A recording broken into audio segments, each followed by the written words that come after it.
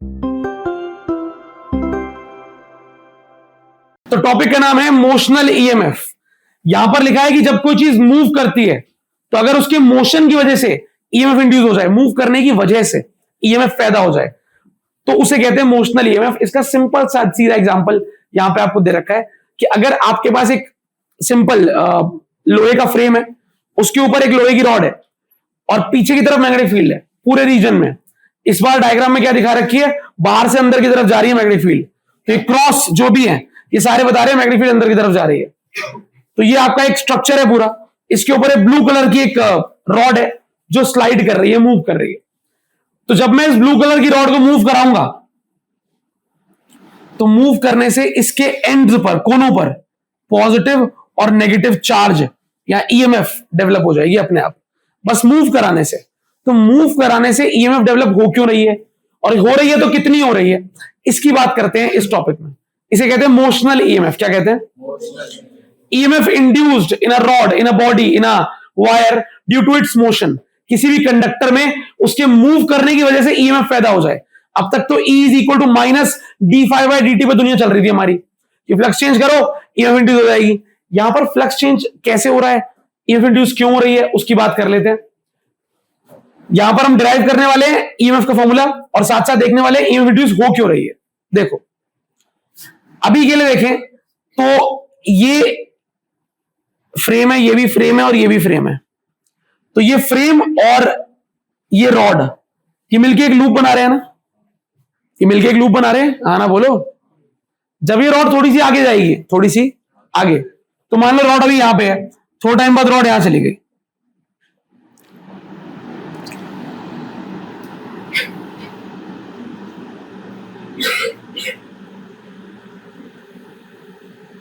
तो जब थोड़ा टाइम बाद रॉड यहां बीच में चली जाएगी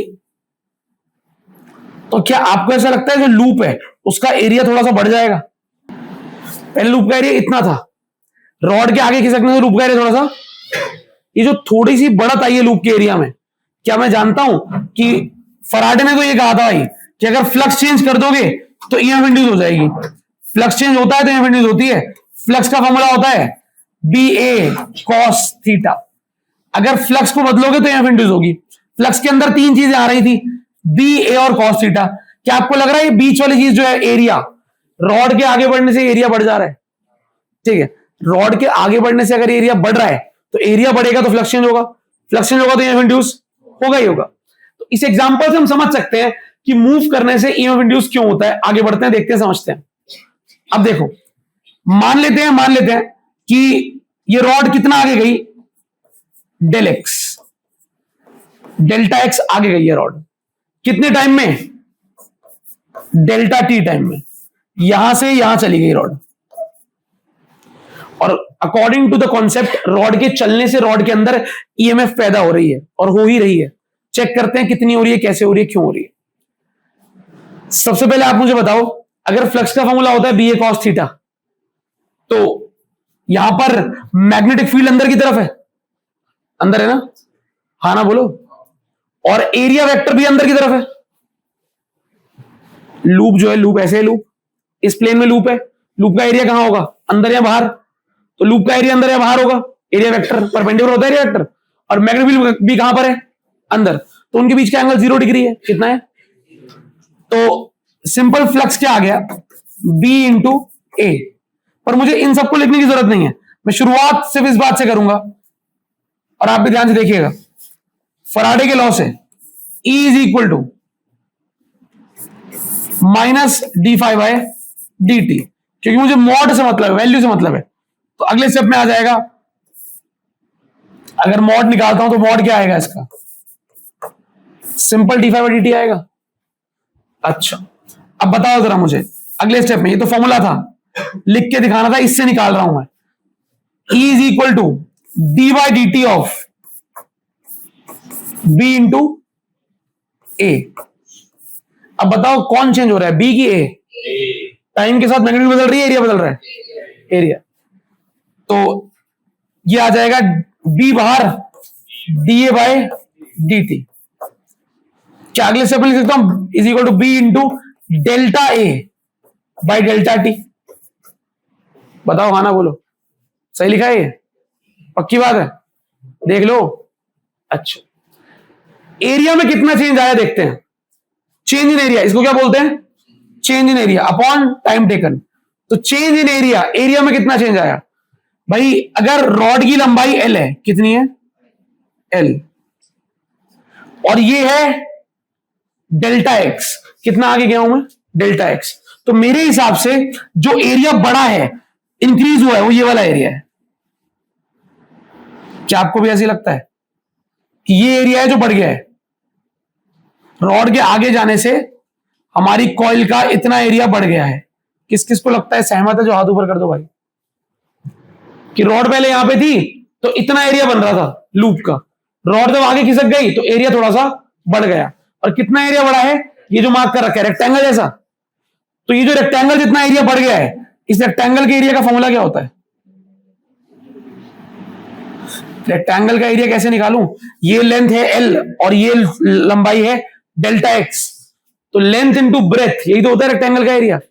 तो कोई मुझसे बोले आपका कितना एरिया चेंज हुआ, कितना बड़ा, तो बोलूंगा मेरा एरिया का जो चेंज आया वो आया एल इंटू डेल्टा एक्स।